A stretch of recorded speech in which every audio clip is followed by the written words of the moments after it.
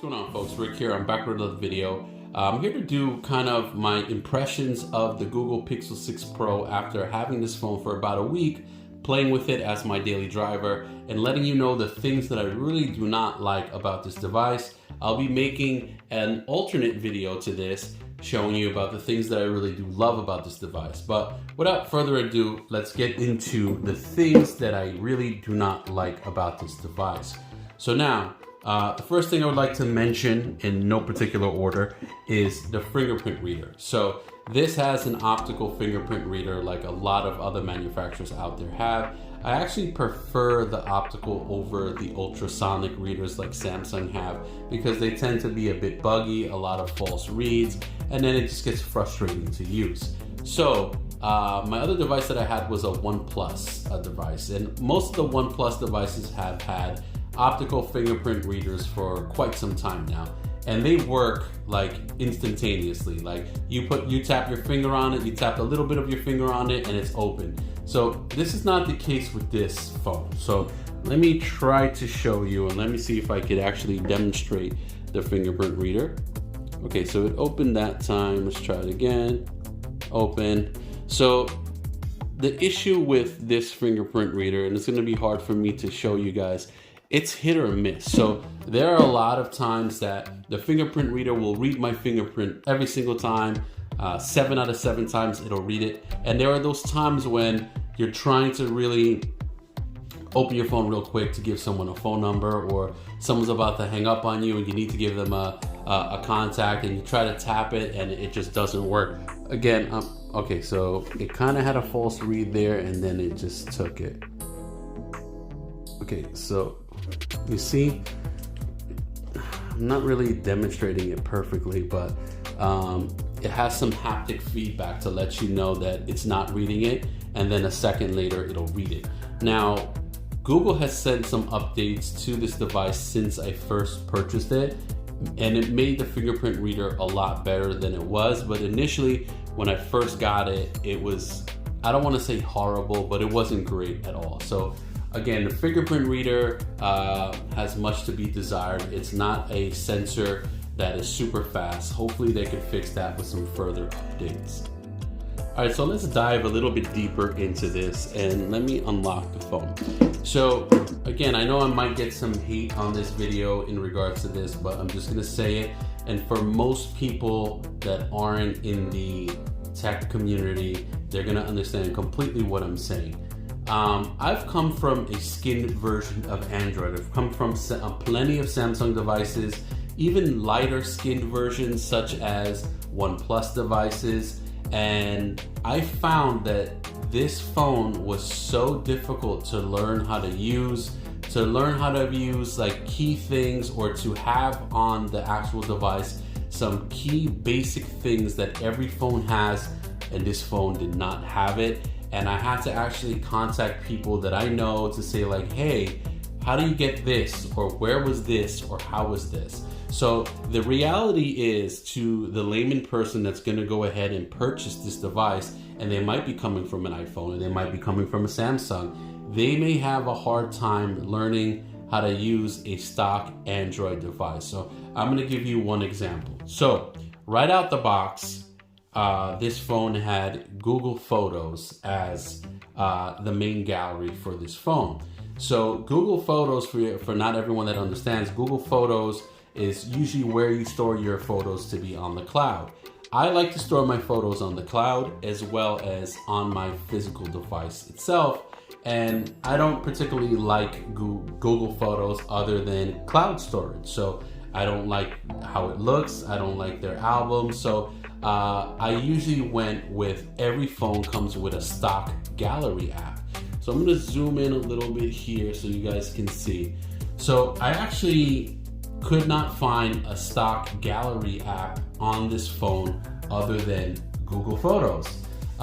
So I started going to the internet and tried to look for other galleries, like third-party galleries, and like then trying to look at third-party galleries, you're gonna have to deal with ads and things of that nature, and you know, bugs to software and all that, and I just didn't like what I was seeing. But luckily, a friend of mine told me that, let me unlock this again, that Google actually does have a gallery app. Was it on the phone? No. I had to download it. I had to have someone show me where to go to get the gallery app. And again, for my privacy, I'm not going to go into the gallery.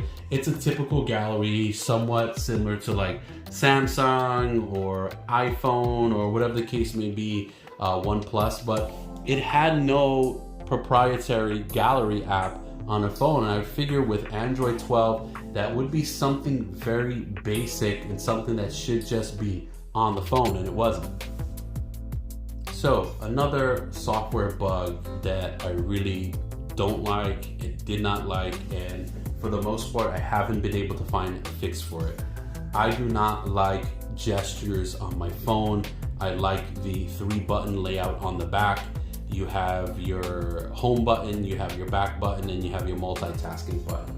Now, every device that I've had, Samsung, OnePlus devices, other devices, LG devices, they allow you to customize the notification bar. I like having my back button on this side. For some reason in Android 12 and on this Google device, they allow you to choose between gestures and the 3-button layout, but they don't give you any customization for the 3-button layout. So there's no way that you could adjust this. Now I know there's videos out there on the internet to show you, you plug your phone in, you plug in this code, and it gives it to you, or third-party apps, again, that have ads, and they're just a layer on top of the buttons that are there already, and it doesn't look clean and aesthetically nice. And for most people coming to this device that don't know technology like that, they just want a phone to work, I still to this day, after having it for over a week, cannot find a menu or setting, and I'm pretty sure there isn't one to show you a way to customize your navigation buttons. So that was something that pissed me off, and it still is quite annoying, because when I hold my thumb here, I'm right-handed, I like to hit back on the bottom, and it's close. For me to hit back now, I have to reach over, and a lot of times my finger doesn't reach, so I would have to actually use 2 hands just to go back, and it's definitely something that I'm not a fan of. Also, so your proprietary email application here is Gmail. So I've had the same issue on OnePlus devices because they're very lightly skinned, but you don't have a proprietary email app other than Gmail. So if you want to add other emails such as whatever, AOL, Yahoo, Exchange, whatever the case may be, you have to do it through the Gmail application. And again, for privacy reasons, I'm not going to actually click on it because I have work email, I have personal email on there. But I had taken at least 5 to 6 days to get my AOL email to work. So for some of you dinosaurs out there that still have AOL, I'm going to explain to you that every time I put in my password, it did not work. Now, this might not be so much a Google issue and more of an AOL issue. Nevertheless, when I logged into my AOL through my Samsung, it just logged in and it worked. When I set it up the first time, it just logged in and it just worked. On this phone, it kept saying invalid password. I knew I had the correct password because I logged in with the correct password on other browsers, and it worked fine. And for 5 or 6 days, I had to go through Reddit forums to kind of look at like what was going on, why wasn't my AOL working. Long story short, I found out if you are having that issue, you have to go to AOL and go to the settings and get like some kind of authentication password, like a temporary password, so you could log in with a new device, and that finally worked. However, on other phones, I don't have to do that. I put my password in and it worked. My AOL was there. On this phone, it had a major issue with it, and it really got annoying very quick. Something else minor and worth noting, let's see if I could try to find some non-copyright music. Okay, so we have some non-copyright music here. One of the things that I've noticed, and it's really giving me a hard time with this device, is the volume. So the volume, it's loud, but it's not the loudest. and it's not like, oh my God, that's very loud. You know, like when you get a new device and you expect it to be okay loud and it's actually pretty loud. I don't get that feeling with this device. The volume goes fairly high, but it's just not super high, and maybe you guys could pick up on it, maybe you won't, but let's try it. All right, so this is like a little bit more than medium volume. This is like a 65% volume.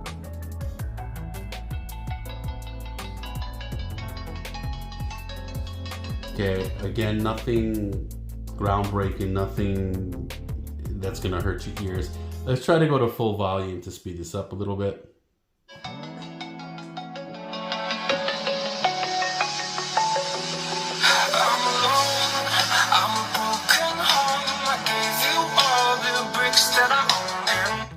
Now again, does the volume work on it? Is it decently loud? Yes. I'm not going to try to say that the volume on this device is not loud, but what I will say is it's not like, oh my God, that's pretty damn loud. You know, I like that. You know what I mean? You like to have the ability to play loud music on your device. You know, if you have people over, you don't have, you know, a Bluetooth speaker around and you just want to play some music, or you're in the backyard doing some yard work and you want to listen to your tunes, not super loud. Again, this is more, the next thing is more of an Android 12 situation, but I'm just gonna let you know, these are things that I'm not really liking. Initially on the drop down here, you were always able to find a vibrate, a silent, and a volume button. You don't have that here, okay? So here's what I'm talking about. So the first night when I tried to put this phone to sleep, and I just wanted to put it on vibrate, so I still kind of heard buzzes if I got a phone call in the middle of the night. There's no volume, or again, silent or vibrate toggle here. I go through all these settings and it's just not here. So again, for the layman person that's new to this device or even new to Android 12, I think they made so many tweaks to it that there's a bit of a learning curve, and it was kind of annoying. So obviously I didn't know how to do it. I had to like research it. And again, if you have to do a lot of Googling and a lot of researching on a phone when you first get it, it kind of defeats the purpose of having a phone for the masses. Kind of like iPhone, the reason why they sell so many is because it just works. It's simple. You don't have to think too much. You just do things and it works well.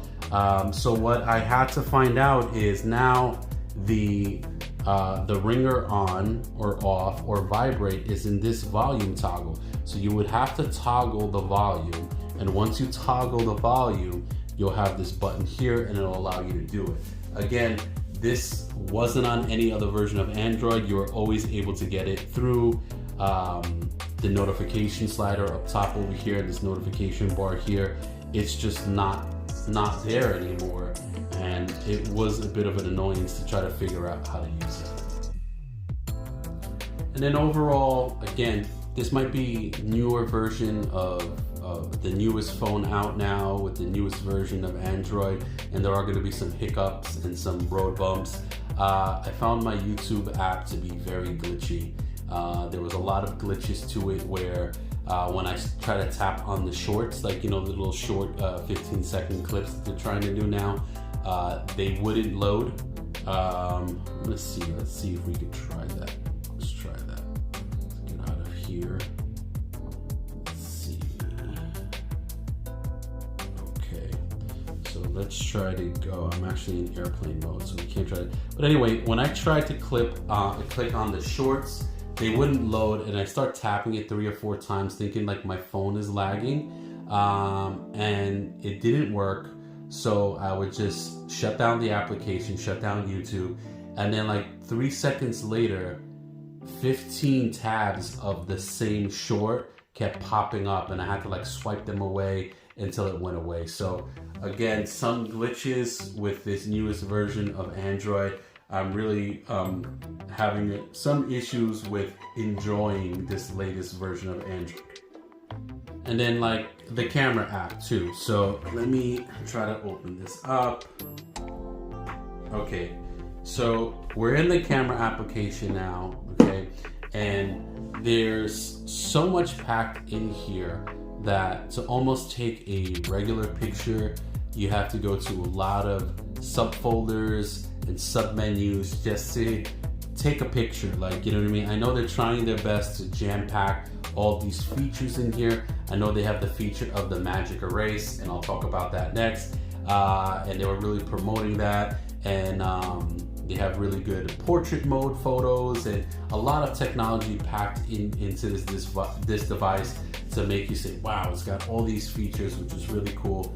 But a lot of subfolders, a lot of things that you might not know. Like, I tried to take a selfie with a timer, and then the timer would work, and then there was this weird white bar on the top that wouldn't take a picture, and I don't know if it was waiting for me to say a phrase or waiting for me to do a gesture. Again, this, like, we're splitting hairs and we keep trying to rethink the wheel. And just, if I want to take a timed photo, let me click the button, 3-second timer, and take the picture. They put so many menus in here that, again, for most people, it's going to be annoying, if not difficult, to try to figure out how to use. Does it take amazing photos? Yes. Is it a great camera system? Yes, hands down. Is their processing technology amazing? Yes, it's great.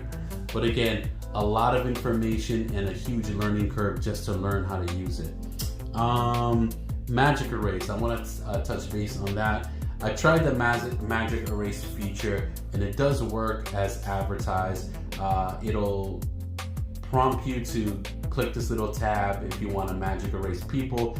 It'll pre-select people that they think you should magic erase out. And if you want to magic erase additional people, you have to just circle them and it'll erase it. So it does work, it erases everyone. But I have noticed, I was at my daughter's school for like a Halloween show. I wanted to erase some annoying kids behind her. And they were, in the background there was a fence. So when I magic erased them, you saw the fence was like all wiggly and wobbly, and it just didn't look clean. The only way the magic erase feature works very well is if you're on like a one-dimensional surface, like there's ground there, or maybe there's like a tree in the background, and there's not much to fill in the background for it to figure out what's there and what's not there. So that was an issue. The magic erase works, but it's not as perfect as they make it seem to be. A lot of background noise and a lot of, they're erasing it incorrectly, where things that should be straight are wavy, and you could tell that something was erased in that photo, which defeats the whole purpose of it. But yeah, so other than that, I have the phone for about a week now. Again, my next video will go into quite a few things that I really love about this device. I do like this device a lot. I know this was a complaint video of the things that I don't like, but it is a great device, and definitely something that I plan on keeping. Whether or not it'll be my daily driver, that's to be seen until the S22 comes out. But for now, I'll be using it as my daily, and we'll see how the software updates go. And if you guys have any questions, any comments about this device, please leave it in the comment section below. That's Rick, and that was my video.